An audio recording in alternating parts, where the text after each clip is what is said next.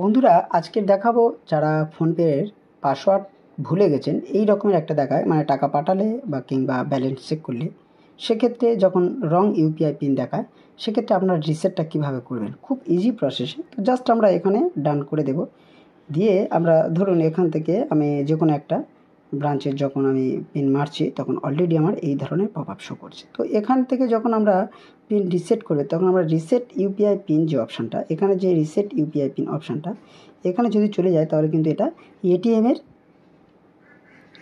Last মারতে বলছে। তো সেক্ষেত্রে আমার এটিএম যদি না থাকে এবং আমি আধার কার্ড দিয়ে যদি ফোনপেটা খুলে থাকি সেক্ষেত্রে আমি কিভাবে এই পিনটা রিসেট করতে পারবো। তো সরাসরি আমরা চলে যাব একদম আমাদের ফোনপের ড্যাশবোর্ডে। দেখুন ওপরে যে অপশানটা আছে একদম প্রোফাইলের এখানে, তো এখানে চলে আসার পরে দেখবেন এখানে ম্যানেজ পেমেন্ট অপশানটা, ম্যানেজ পেমেন্ট অপশানে আপনারা চলে আসার পরে এখানে দেখবেন যে ইউপিআই ব্যাঙ্ক অ্যাকাউন্ট, মানে আপনার যতগুলো এখানে ব্যাঙ্ক অ্যাকাউন্ট অ্যাড করা আছে সবগুলো কিন্তু এখানে সেট হয়ে যাবে। তো জাস্ট আপনি যেটার পাসওয়ার্ড দিতে চান, তো ধরুন আমি পাঞ্জাব ন্যাশনাল ব্যাঙ্কের পাসওয়ার্ডটা করতে চাই, তো সরাসরি এখানে যেটা আছে রিসেট চেঞ্জ ইউপিআই পিন, যেটা ধরুন দেখুন এই জায়গাতে রিসেট চেঞ্জ চেক ব্যালেন্স।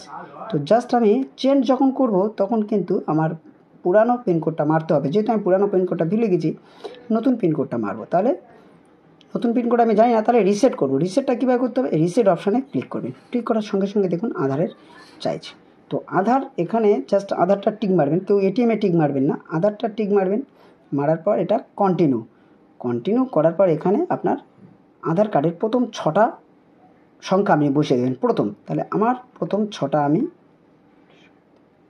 বসিয়ে দিলাম, দেওয়ার পর দেখুন এখানে কন্টিনিউ বাটন যেটা দেখা যায় কন্টিনিউ বাটনটা ক্লিক করুন, একটু অপেক্ষা করবেন।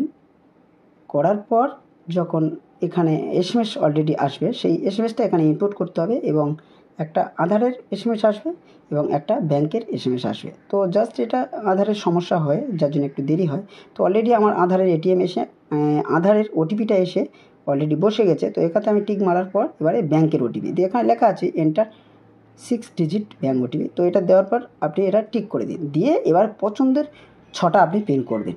এইভাবে নতুন পিনটা আপনি করতে পারবেন। তো জাস্ট এখান থেকে 6টা আপনি করে নিন, সবকটা আপনি 0 বসিয়ে দিন বা আপনি আপনার পছন্দ যেটা আপনি করতে পারেন। তো এটাতে আমি সবকটা 0 বসিয়ে দিয়ে টিক মারলাম।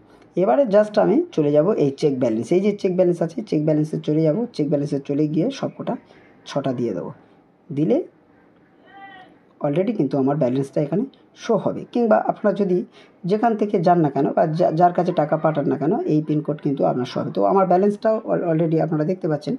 এখান থেকে আপনারা চলে যান, যাওয়ার পরে জাস্ট চলে যাবেন চেক ব্যালেন্স, চেক ব্যালেন্সে আপনার পাঞ্জাব ন্যাশনাল ব্যাঙ্ক, এখানে এসে আপনার পিনটা দিয়ে দিন, দেওয়ার পরে দেখুন আপনার ব্যালেন্স শো করছে। তো এইভাবে আপনারা ফোনপের পিনটা রিসেট করতে পারবেন। তো অবশ্যইভাবে ভিডিওটি ভালো লাগলে সঙ্গে থাকবেন।